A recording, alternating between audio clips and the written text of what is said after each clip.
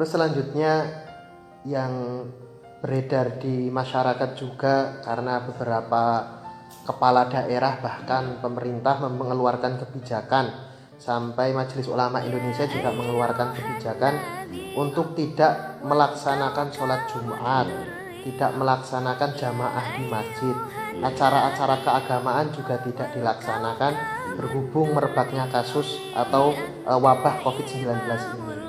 Nah, di satu sisi ada beberapa tokoh agama yang justru tetap menganjurkan hal itu, tetap melaksanakan sholat Jumat, tetap melaksanakan jamaah dengan maksud dan tujuan untuk mendekatkan diri kepada Gusti Allah.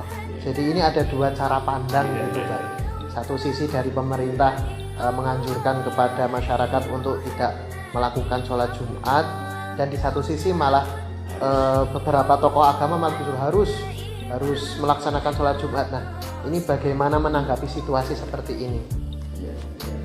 Bagus itu ya tanyanya. Begini, sebelumnya saya kutip ya dari sebuah hadis lah ya.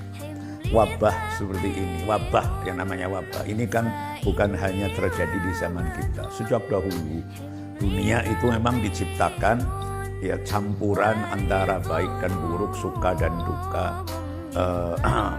sehat dan sakit, kaya dan miskin, dan seterusnya. Itulah dunia bukan surga, dunia hanya tempat untuk mampir, sehingga dunia ya memang jati diri dan karakteristik dunia harus seperti inilah. Nah, dulu di masa Sayyidina Umar radhiyallahu anhu pun sudah ada wabah, yaitu yang dikenal dengan Ta'un Amwas, ya, ta'un yang melanda negeri Syam waktu itu. Ya, dalam kitab-kitab Turas diceritakan korban itu sampai ribuan, puluhan ribu. Ya. Kalau umat Islam waktu itu hanya kisaran ratusan ribu, korbannya sampai puluhan ribu, yaitu adalah korban yang sangat besar.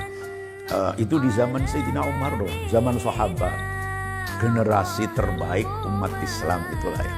Nah, pada saat itu kebetulan Sayyidina Umar itu dijadwalkan untuk berkunjung ke Syam kan. Itu ya.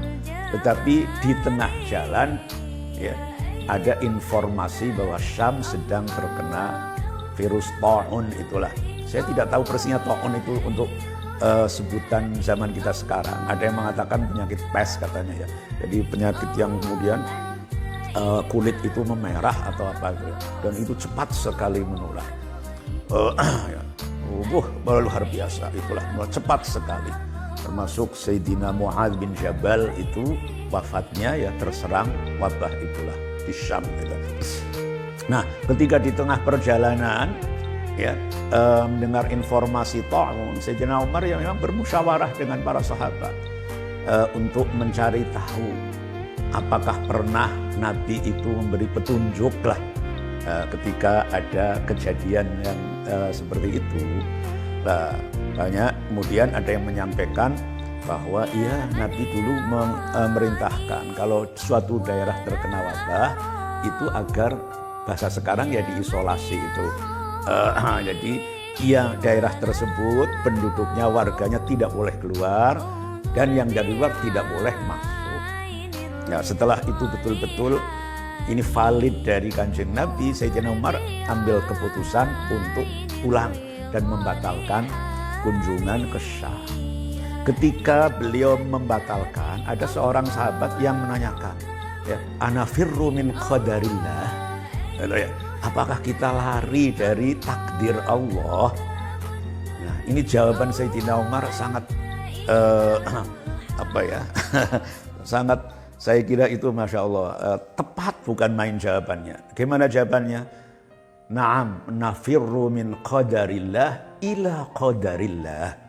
Jadi ya kami lari dari takdir tetapi menuju ke takdir. Ya. Jadi kan tidak bisa manusia itu lepas dari takdir. Suka maupun duka apa semuanya memang ada takdir. Jadi jawaban iya. Ya mungkin ia lari dari takdir, kalau kau anggap ini lari silakan, tetapi kami masuk ke takdir yang lain ya. Jadi ini bukan persoalan menghindari takdir atau apa. Ini persoalannya adalah persoalan menghargai dan menghormati, kalau sekarang ini apa sih, menghormati para ahli lah. Ya, Quran kan mengatakan fas'alu ahla dzikri in kuntum la ta'lamun. Tanyakan pada ahlu dzikri. Ahlu dzikri adalah orang yang ahli pada bidang yang sedang dihadapi itulah. Nah, dalam hal ini ya, yang ahli, para ahlinya adalah ya para ahli dokter, ahli kesehatan itulah. Bukan kita-kita yang hidup di pesantren yang belajar agama, kita tidak tahu, sangat tidak tahu soal bahaya dari virus ini dan bagaimana perkembangannya, bagaimana cara penularannya dan seterusnya. Kita tidak mempelajari itu. Nah, kalau para ahli, ya, para ahli itu mengatakan bahwa ini memang sesuatu yang membahayakan. Kalau yang membahayakannya kita sudah yakin membahayakan. Dan kemudian para ahli memberikan saran bahwa cara untuk menghindari ini adalah dengan apa sekarang ini social distancing, namanya ya, yaitu mengurangi menghindari tempat-tempat kerumunan yang ada kerumunan manusia. Jangan sampai tidak ada kerumunan, ya, orang itu harus menjaga jarak antara satu dengan yang lain. Bahkan konon 1 meter itu minimal itu ya, atau bagaimana, jangan sampai itu dari 1 meter lebih, kurang dari 1 meter. Nah, kalau memang sarannya seperti itu dari mereka, yang mereka itu benar-benar kita anggap orang-orang yang memang berkompeten dalam hal itu, ya kita harus hargai dong, harus hargai. Kerumunan ini kan ada kerumunan duniawi, ada kerumunan ibadah. Ya, kerumunan ibadah ya sama saja. Apa beda antara kerumunan dan kerumunan ibadah? Dari sisi fisiknya sama-sama orang berkumpul itu kan. Apakah kalau kerumunan pasar, virusnya kemudian mudah menular, tapi kerumunan di dalam masjid virusnya tidak menular? Ya enggak lah. Ya sama, itu kerumunan. Ya. Sama-sama ya. Jadi kalau mereka memberikan saran seperti itu cara untuk menghindari doror. Tadi dalam bahasa agama adalah doror. Nabi mengatakan la dororo wala biroro, ya.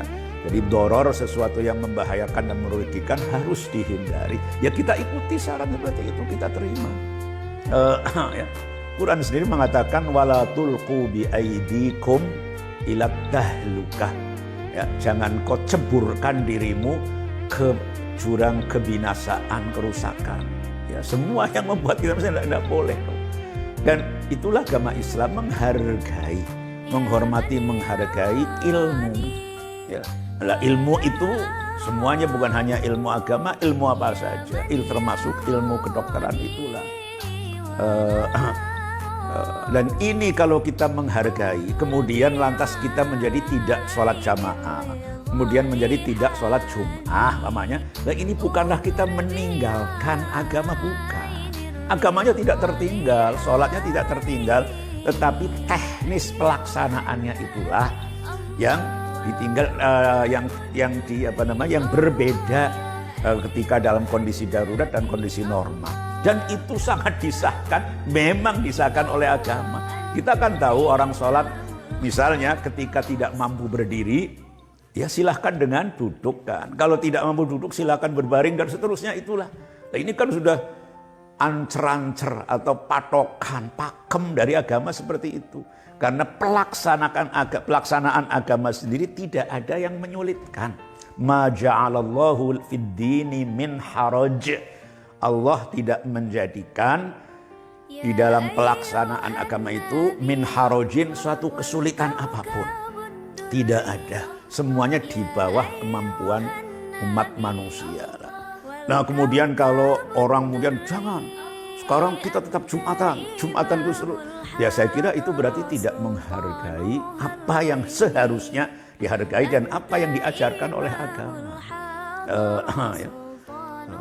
Jadi kita tengah-tengah lah. Ya, agama memang wasaton lah.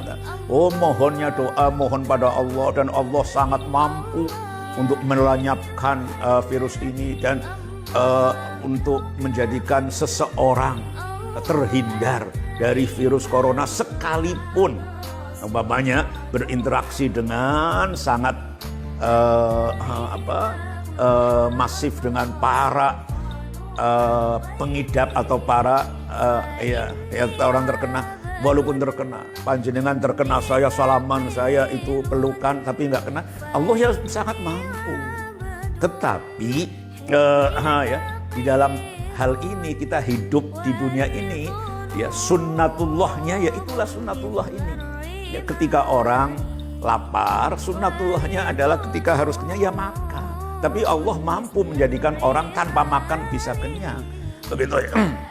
Tetapi inilah hukum-hukum lahir, hukum-hukum yang dilakukan oleh Allah Ta'ala seperti ini ya harus kita hargai. Tidak boleh kemudian kita kemudian hidup dengan sesuatu yang jauh dari hal seperti ini. Nabi Yusuf dulu lah, bagaimana itu ya sudah memprediksi bahwa melalui impiannya raja itu kan 7 tahun ini mau mengalami paceklik, 7 tahun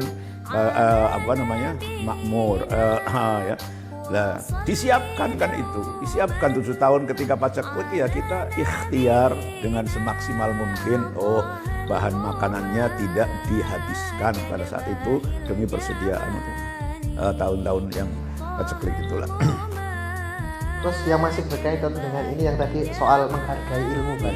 Berarti anjuran dari tenaga medis, dokter dan yang lainnya untuk tidak bersalaman satu sama lain pun itu iya boleh, ya dihargai harus ya itu kalau memang itu tidak seluruhnya kan ya, mungkin di tempat-tempat yang orang-orang yang tidak dikenal atau apa ya. Ya pokoknya kalau memang anjuran itu kok sekarang misalnya sampai ke bawah, siapapun sekarang jangan saya bersalaman umpama, karena berdasarkan penelitian ilmiah, wah salaman itu sangat memungkinkan. Ya kita harus memungkinkan untuk terkena itu, ya kita harus patuhi dong.